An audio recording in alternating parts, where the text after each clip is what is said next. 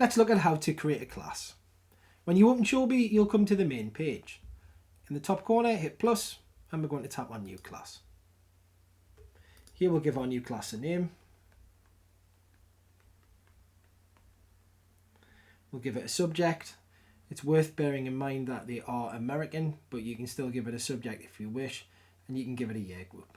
So in this year group, we will scroll down and we'll have this as year 7.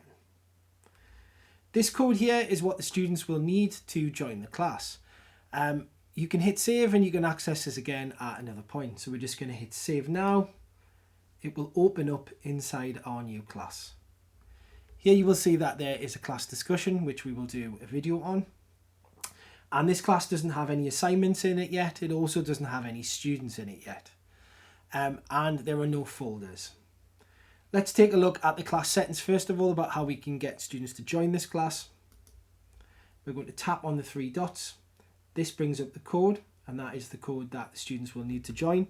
I'm going to pop this in on another device now.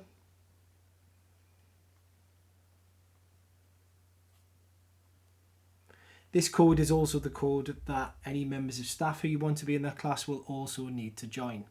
If at any point you can tap onto that code, you can go into the settings there and you can regenerate that code if you need to have a new code. In the settings, you've also got student-led portfolios. We will do a little bit of work on this as well in a future video. And this is where students can start their work and it'll be saved into a separate portfolio with all of their favourite pieces of work. And we also have parent access. This is turned off at the moment. You also have the option that you can copy your previous class. So if you have folder structure already in there and previous work from another year, it will copy that entire class, including the assignments, into there as well. And here we can change the notification preferences. We also have the option to archive this class when we are no longer using it.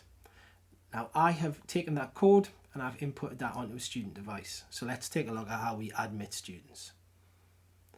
Now when students join a class, they will have to, as they log in, they'll have to go to plus and they'll go to join class. This is the same for any teacher who wants to join a class, so you may have more than one member of staff in there. We're simply just going to pop in that code that we had previously. Let's just go into the class. You can see the code is there. We don't have any students, so it's asking for the code. And then this time, if we go to the members, what we can see here is we have students and some are pending request. You can admit all students that are waiting. We've only just added 1, so we're just going to add a tick. And that is now inside of the class. We can also tap in case students somehow get logged out. We can see their username. We can also change their password for them, and we can enable a QR code, which is easier for some students to log in further down the schools in primary schools. However, as we are one-to-one, this shouldn't be needed.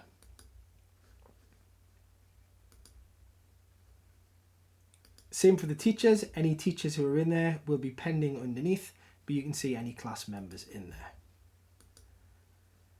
And that is how to create a class and how to join a class and to admit students and co-teachers into a class.